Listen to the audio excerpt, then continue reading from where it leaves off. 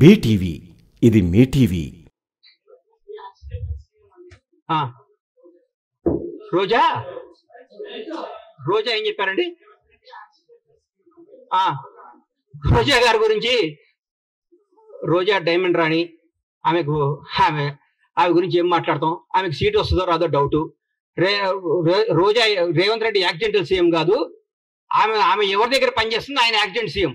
రేవంత్ రెడ్డి గారు ఫైటర్ రేవంత్ రెడ్డి గారు ఫైటర్, పోరాడైన యోధుడు.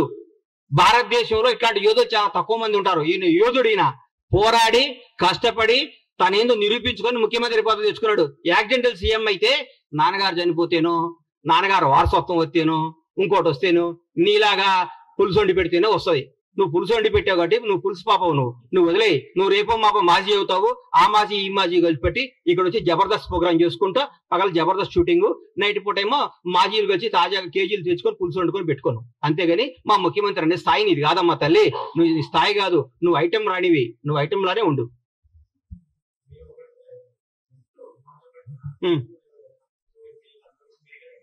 ఎందుకు? మేము పగలగొట్టిన మేడిగేట్ ఎట్లా చూసుకోవడానిక? మేము దోసుకున్న మేడిగేట్ ఎట్లా ఉందో చూసుకోవడానిక? మేము వీటిలో పాడిపోయిన మేడిగడ్డను చూసుకోవడానిక? అన్యాయం చేసిన కాళేశ్వరం చూసుకోవడానిక? అక్రమాలు చేసిన కాళేశ్వరంలో ఏమి తప్పులు ఎట్లా వస్తాయో దీనికి ఎట్లా ఆన్సర్ ఇవ్వాలని వాళ్ళ ఎమ్మెల్యేలని వాళ్ళందరినీ తీసుకొని చూపించడానిక? పగిలిపోయింది కదా? పగిలిపోయిందా? మేము పగలగొట్టామా?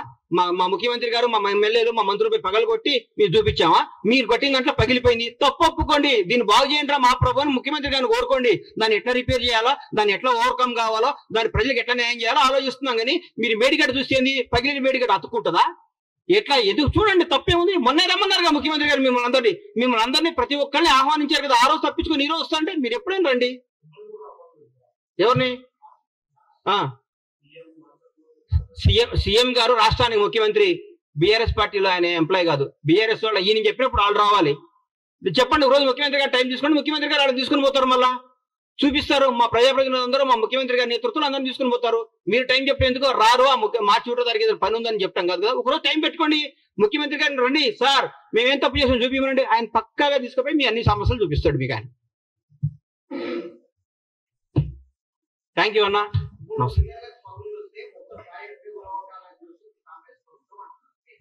అన్నా ఒకటి గుర్తుపెట్టుకున్నా, ఒంట్లో ఒక ఏళ్ళకు షుగర్ వస్తే కాలు తీసేయరు, ఆ ఏళ్ళు తీసేస్తారు.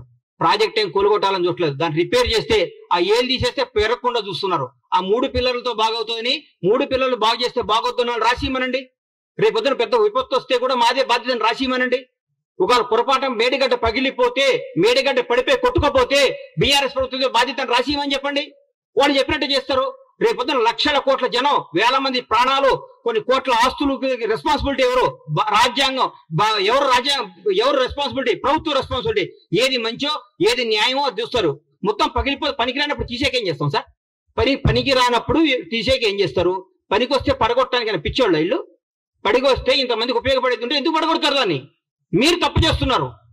మీరు 3 పిల్లర్లు వస్తే, మనిషిలో 3 పిల్లర్లు వస్తే దాని రేపు 3 పిల్లలు 30 పిల్లలు కాకుండా దీన్ని అరికట్టాలి. లేకుంటే 3 పిల్లలు రిపేర్ అయితే కథ ఉందని బాగొద్దున్నారు రాసిమనండి. ఈ మేడిగడ్డ, ఈ కాళేశ్వరం వల్ల ఏ నష్టం వచ్చినా, ఏ విపత్తు వచ్చినా ఏదైనా బాధ్యత మాది అని రాసిమనండి. దాని ప్రకారం పోదాం. రేపైనా పొరపాటు జరగడం జరిగితే కొన్ని వేల ప్రాణాలు, లక్షల ప్రాణాలు పోతాయి, కొన్ని కోట్ల ఆస్తులు అన్యాయం అయిపోతాయి. ఎవరు దానికి రెస్పాన్సిబిలిటీ? నువ్వా కేటీఆర్ రెస్పాన్సిబిలిటీ?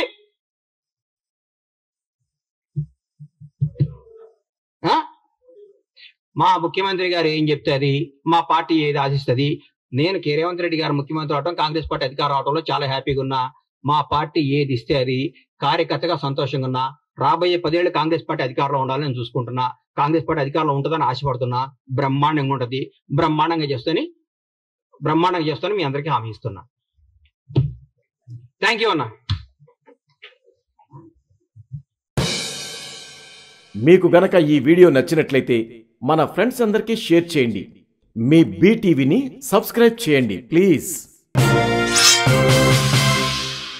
బీటీవీ ఇది మీ టీవీ.